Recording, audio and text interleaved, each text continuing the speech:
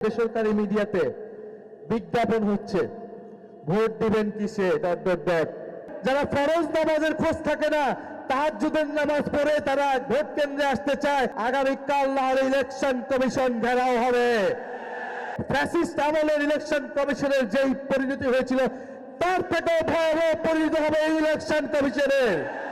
12ই ফেব্রুয়ারি কিন্তু বাংলাদেশের জনগণ সেইটার এই দালাল মিডিয়াদের বিপক্ষে ইনশাল্লাহ রায় দেবে।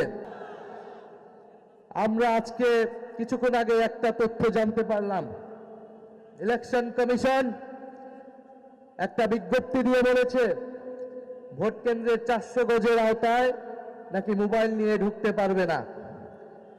ইলেকশন কমিশন কোন জায়গা থেকে এই আইন, এই বিধিবিধান বের করছে আমরা জানি না। কার প্ল্যান, কার পরিকল্পনা মোতাবেক ইলেকশন কমিশন কাজ করছে না জনগণের সামনে স্পষ্ট হচ্ছে। আমরা হুঁশিয়ারি দিচ্ছি, আজকে সন্ধ্যার মধ্যে দিনের আলো থাকতে থাকতে এই বিধিবিধান পরিবর্তন করেন। আগামীকাল ইলেকশন কমিশন ঘেরাও হবে। আমরা এতদিন কিছু বলি নাই, সব সহ্য করে গিয়েছি। ইলেকশনের দ্বার প্রান্তে এসে, ইলেকশনের প্রাক্কালে এসে এই ধরনের ভোট কারচুপি, মিডিয়াকে ব্ল্যাক আউট করে দেওয়া হবে, মানুষের কণ্ঠস্বর, মানুষের তথ্য অধিকারকে রোধ করে দেওয়া হবে। এই ধরনের কোন আইন করা হলে সেই আইন মেনে নেওয়া হবে না ইনশাআল্লাহ। আমাদের প্রতিনিধিরা আজকে ইলেকশন কমিশনে যাচ্ছে। ইলেকশন কমিশনকে বলছি, এতদিন যা করেছেন 12ই ফেব্রুয়ারি যদি কোনো ধরনের পক্ষপাতিত্ব করার পরিকল্পনা থাকে, ফ্যাসিস্ট আমলের ইলেকশন কমিশনের যেই পরিণতি হয়েছিল তার থেকেও ভয়াবহ পরিণতি হবে এই ইলেকশন কমিশনের। এ গ্রেড ক্লিংকারের কনফিডেন্স সিমেন্ট, বাংলাদেশের হৃদয় জুড়ে।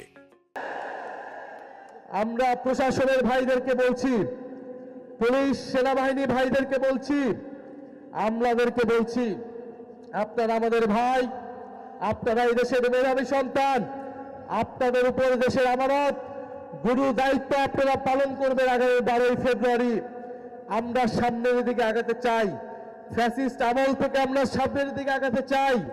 আমরা আশা করব আপনারা দেশের গুরুত্বপূর্ণ এই দায়িত্ব নিরপেক্ষভাবে পালন করবেন, বাংলাদেশের জনগণের অধিকার রক্ষা করবেন, গণতন্ত্রকে নিশ্চিত করবেন।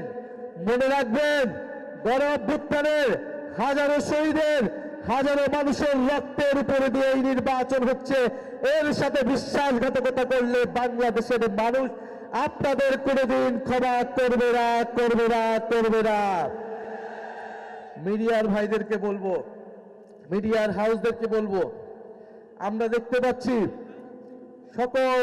প্রায় সকল প্রাইভেট বেসরকারি মিডিয়াতে বিজ্ঞাপন হচ্ছে ভোট দিবেন কিসে ... তো আপনারা বেসরকারি প্রাইভেট কোম্পানি, আপনারা টাকার বিনিময়ে বিজ্ঞাপন দিতে পারেন, কিন্তু আপনাদের ভাবা উচিত এটা আপনাদের কাজটা কতটুকু নৈতিক হচ্ছে। বিজ্ঞাপন লাগলে আমরাও দিব, আমাদের বিজ্ঞাপন তো আপনারা নিচ্ছেন না। কত টাকা লাগে জনগণ ইনশাল্লাহ আমাদের পক্ষেও সেই টাকা আপনাদেরকে দিবে। কিন্তু আপনারা একটি দলের আপনারা বিজ্ঞাপন দিচ্ছেন, মার্কা প্রচার করছেন, আপনারা অন্য জোটের মার্কা প্রচার করছেন না। এটা তো ফেয়ার হচ্ছে না। বিগত 16 বছর এই আনফেয়ারনেস বাংলাদেশের মিডিয়াগুলো দেখিয়েছে। বাংলাদেশের বেশিরভাগ মিডিয়া ফ্যাসিবাদের দালালি করে, ফ্যাসিবাদের পক্ষে, গণহত্যার পক্ষে, নির্বাচন ভোটাধিকার হরণের পক্ষে বৈধতা উৎপাদন করে গিয়েছিল। আপনারা বলেছেন আপনারা বাধ্য হয়েছেন। আমরা এখন জানতে চাই আপনারা কিভাবে বাধ্য হচ্ছেন, কে আপনাদেরকে বাধ্য করছে? জনসম্মুখে সাহস করে বলুন, আমরা আপনাদের পাশে থাকব। আর না হলে আমরা ভেবে নিব আপনারা বাধ্য হচ্ছেন না, আপনার পুনরায় নতুন কোন স্বৈরাচারের দালালি করছেন, নতুন কোন স্বৈরাচারের পক্ষে বৈধতা উৎপাদন করছেন। 16 বছরের ইতিহাস ভুলে নাই, মিডিয়ার উপরে বাংলাদেশের মানুষের সেই আস্থা আসে নাই। আবারও যদি ওই একই কাজ করেন আপনারা, 12ই ফেব্রুয়ারি কিন্তু বাংলাদেশের জনগণ সেইটার এই দালাল মিডিয়াদের বিপক্ষে ইনশাল্লাহ রায় দেবে। আমরা বেশি কথা বলবো না, বাংলাদেশের মানুষ সবকিছুই দেখছে। 12ই ফেব্রুয়ারি মোহাম্মদপুরবাসী প্রস্তুত থাকেন। ফজর ওয়াক্তে এসে